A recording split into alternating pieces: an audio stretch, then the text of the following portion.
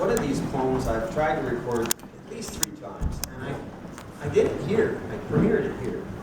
So we're going to just let this sit here and see what happens. Now, I did launch this book at the Blackwater Poetry Festival. It's called My Childhood Appropriated. My stuff kind of fits into all 3 categories. It's poetry, fiction, and nonfiction. I grew up on Seuss, and people are going to have a hard time when I die figuring out what's really real in my life and what I did make up, I think. Hopefully, if I'm successful. So this is mostly memoir, highlights. And I'm going to read My Dad Fession. When my children were toddlers, I was still working a second job as a cashier at the Grand Union supermarket. One night, the evening before Easter, a customer came through my line hurriedly with a box of baking soda and vacuum bags. "What's the hurry?" I said. "I have to get home to make bunny tracks," she said, as if I should have known. "Bunny tracks?" I said. "Yes, bunny tracks. My son is a toddler, and I make tracks for him to follow so he can find baskets and bird nests that I hide with Easter candy in them," she explained. "I dip my thumbs into water and then into baking soda, and I make prints around the house on the carpets as a bunny trick. And then, it's really cute, and then I vacuum up so it cleans and freshens the house at the same time." Well, I thought, I should do this myself. It will be fun. And it was. The first couple of years. It was also labor intensive. As they got older, it got more and more complicated just to keep them interested. One Easter Eve, I came home tired and worn out from my second job and flopped on the couch exhausted. "Can you do what I asked my wife?" "No way," she said. "Your idea, your dilemma." I sat there, staring at the ceiling dumbfounded. I didn't want to disappoint my kids, but I was too tired to budge.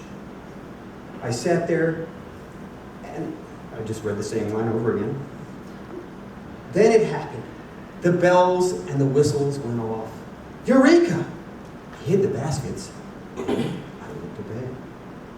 The next morning, my children arose and walked into the living room to find a clean carpet and no bunny rabbit tracks. "Hey, wait," my son said. He turned to his sister with panic in his voice. "There's no tracks. The Easter bunny didn't come." "Wait, what?"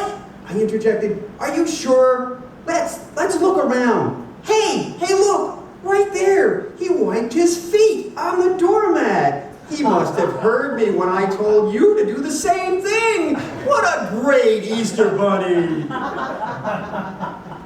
A lie isn't a lie when it teaches you something, and you are the dad.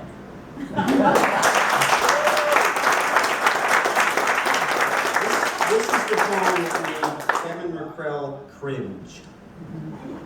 It also made this woman in Ireland that I met at the Blackwater Poetry Festival, who was actually she was a Frisian poet from Amsterdam. She said, "Your sister, she is hero. I like her very much." We'll see. Petey, my best friend. My sister was the middle child, the only girl amidst 2 sets of boys. It was as if my parents had 2 families, and she was the youngest in the first and the oldest in the second. Being the youngest in the first family, my older brothers toughened her up, so to speak, gave her an edge over my younger brother and me. Sometimes, but not always, she took advantage of our naivete. Mostly, she doted on us. Sometimes, she just couldn't resist. Our brothers had taught her well. Mom had bathed the 3 older siblings together when they were young out of necessity, partly because she had her hands full while Dad was at work, and partly because the old farmhouse had a finite amount of hot water. So it was out of habit, I suppose, that she continued after we moved east to Westmere to bathe the 3 youngest siblings together. We were lined up by size and age and bathed in order. My younger brother first, then me, and finally my sister, who eventually stayed and bathed herself while Mom was wrestling with my brother and me. It was during one of these bathing sessions, after we had spent the day playing in the sandy backyard and had come into the house with pockets full of dirt, that we were turned out into the back of the garage and stripped down to our skivvies, when my sister succumbed to her temptations and pulled off the most dastardly deed. As we were waiting in the bathroom while the tub was filling and Mom was sorting the clothes in the laundry, my sister took her advantage. "You know," she said, "you don't know it yet, but one day you might be a girl." "What?" we said, unknowing. "Yep. If you're going to be a girl, your PD falls off. But you don't know until you turn 10. That's when it's happened to me. If you're going to be a boy, you get to keep it. But if you're going to be a girl, it just drops off. Maybe one day when you're on the toilet. Maybe one night, like tonight when you go to bed. Don't tell Mom. She doesn't need to know because it's supposed to be a surprise." We were dumbfounded and scared out of our pants, literally. I even asked my older brother, and he confirmed it. "What are we going to do?" said my younger brother.